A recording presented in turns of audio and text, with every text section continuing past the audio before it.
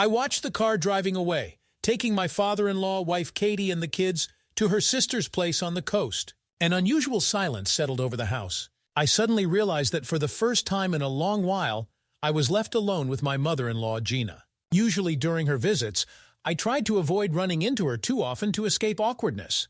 But now there was nowhere to hide. I had to admit Gina was a stunning woman. Slim, fit, with a chiseled figure and a mischievous sparkle in her eyes. At 50, she could give many younger women a run for their money. No wonder my father-in-law was crazy about her. And I, too, sometimes caught myself staring at Gina's alluring curves longer than appropriate. But I would immediately stop myself. After all, she was my wife's mother. Pondering this, I headed to the kitchen. Gina was already bustling there, preparing dinner. Noticing me, she flashed a radiant smile. "Well, son-in-law, it's just you and me now. Any plans for the evening?" Her playful tone and meaningful gaze made me flush. For a moment I imagined how we could spend this evening, and immediately mentally chided myself. What was I fantasizing about? "Oh, you know, thinking of watching the news, maybe hitting the bar with friends," I shrugged, carefully looking away. "What about you?" "Ah, same old," Gina waved her hand. "I'll cook dinner, watch a series, soak in the tub." "Boring!" Her voice clearly rang with dissatisfaction. I involuntarily glanced over my mother-in-law's shapely figure, wondering when was the last time she, relaxed, judging by the wistful notes, quite a while ago. Just like me and Katie. We hadn't had intimacy in ages, kids, work, constant fatigue, and headaches. But the body has its needs. "All right, I won't distract you from your culinary exercises," I cleared my throat. "I'll go read for a bit," and I fled to the living room, unable to bear the heat simmering in Gina's eyes. And my own very non-familial desires. These weekends were definitely going to be challenging. The whole next day, Gina and I avoided each other like the plague. We had breakfast in turns, holed up in different rooms, exchanged a couple of meaningless phrases when accidentally bumping into each other. The tension was palpable. The air crackled with sexual electricity. But whenever we ended up closer than a couple of meters, I could physically feel the heat emanating from Gina. Her eyes sparkled, her lips parted invitingly, her chest heaved frequently. I sneaked glances at her chiseled figure, dreaming of crushing her in an embrace, covering her with kisses. The fantasies grew more and more explicit, and I could barely control myself. Gina seemed perfectly aware of her irresistibility. I kept catching her meaningful looks, noticing casually dropped ambiguous hints. She was openly flirting with me. The climax came in the evening. We found ourselves in the kitchen at the same time, pressed tightly against each other near the stove. The closeness and the heat of desire made me dizzy. Gina batted her eyes from under her lashes and cooed, "I'm feeling so flushed from cooking." "Would you help me unzip my dress, Matthew?" "It's so stuffy." Swallowing hard, I reached for the zipper on her back with trembling fingers. Gina arched, throwing her head back, making the fabric stretch tightly over her luscious breasts. I nearly groaned, imagining freeing her full mounds from the confines of the dress. The zipper yielded, revealing smooth skin and a lacy strip of her bra. I exhaled loudly, resisting the urge to press my lips against that silky skin. Gina slowly turned around and looked me straight in the eye. Her pupils were dilated, her breathing ragged. "Thank you, darling," she whispered hoarsely, adjusting the strap. "You're so caring." I slumped against the wall, realizing I was about to snap. That damn temptress, she knew exactly what she was doing. The whole evening we teased and provoked each other, exchanging searing touches and bold hints. And at night, I tossed and turned sleeplessly until dawn, recalling every curve and dimple of my mother-in-law's body. And I was burning with lust. The following evening, our standoff reached its peak. The whole day, the sizzling tension between us only grew, fueled by a couple of glasses of wine at dinner. After coffee, we moved to the living room and sat next to each other on the couch, supposedly to watch a movie. But who were we kidding? Within 5 minutes, Gina was in my arms, pressing her whole body against mine. Our lips merged in a hot kiss, hands gliding over heated skin. To hell with morality, kinship, loyalty to spouses. We were both too tormented by unsatisfied passion for too long. We caressed each other feverishly, frantically, as if for the last time. Gina writhed in my hands, moaning with pleasure. I covered her graceful neck, the tender curves of her breasts, her flat stomach with kisses. Her skin was smooth and supple, smelling of spices and desire. We only came to our senses when we were completely naked.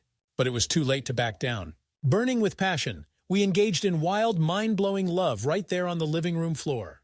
It was insane. Waves of pleasure rolled through my entire body, driving me crazy. Gina turned out to be the perfect lover. Sensual, passionate, uninhibited. Afterward, we lay on the carpet for a long time, catching our breath and realizing what had happened. Awkwardness and embarrassment replaced the overwhelming pleasure. What were we supposed to do now? How should we act around each other? Pretend that nothing happened? God, we were relatives. I guess we shouldn't have, I began, but Gina interrupted me by pressing a finger to my lips. Shh, don't say anything, she whispered, looking into my eyes. Just know that tonight you made me very, very happy. I haven't felt anything like this in a long time. And before I could object, she crushed her lips against mine in a new searing kiss. Well, since we had already crossed the line, it was silly to stop halfway. Scooping Gina into my arms, I carried my lover to the bedroom, anticipating the continuation of an unforgettable night. Gina and I spent the remaining weekend enjoying each other's company. We made love in every corner of the house. We lay cuddled on the couch, chatting and laughing. We cooked together, fed each other with a spoon, acted silly like teenagers. I felt like I had returned to my youth.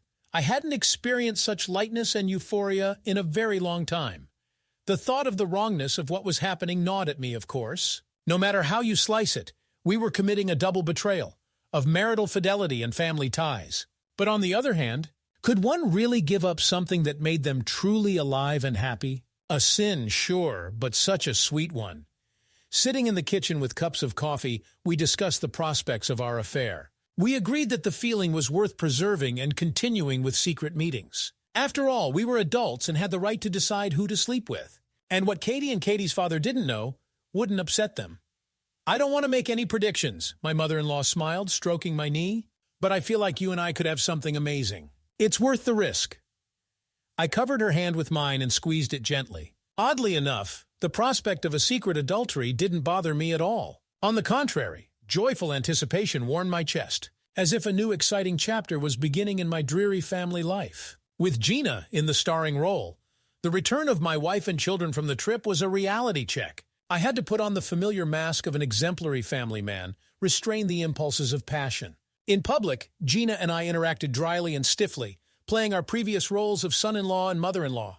But as soon as we were alone, we scorched each other with glances, secretly touched each other's feet under the table, smiled meaningfully. Pretending turned out to be unexpectedly easy, and even amusing. I had no idea I had such a talent for acting. Only once did I almost blow my cover when Katie asked if I was being too nice to her mom. I had to joke it off, saying that my mother-in-law was a striking woman, and I needed to watch my back. It seemed to work. On the day of Gina's departure, we managed to steal a moment alone in the pantry. She pressed her whole body against me and whispered, tickling my ear with her hot breath, "This weekend was the best of my life, Matt. Thank you for bringing me back to life. You won't wiggle out of this now. I won't let you go that easily." I grinned and pecked my lover on the nose. Don't even hope for it. You're my bad habit now. As soon as possible, we'll meet again. Can't wait! We kissed passionately one last time and came out looking innocent. I tenderly hugged my mother-in-law goodbye, whispering with just my lips, "Text me."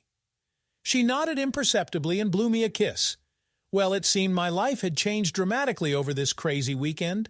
Who would have thought that an affair with my mother-in-law would turn everything upside down? But you know what? I regret nothing.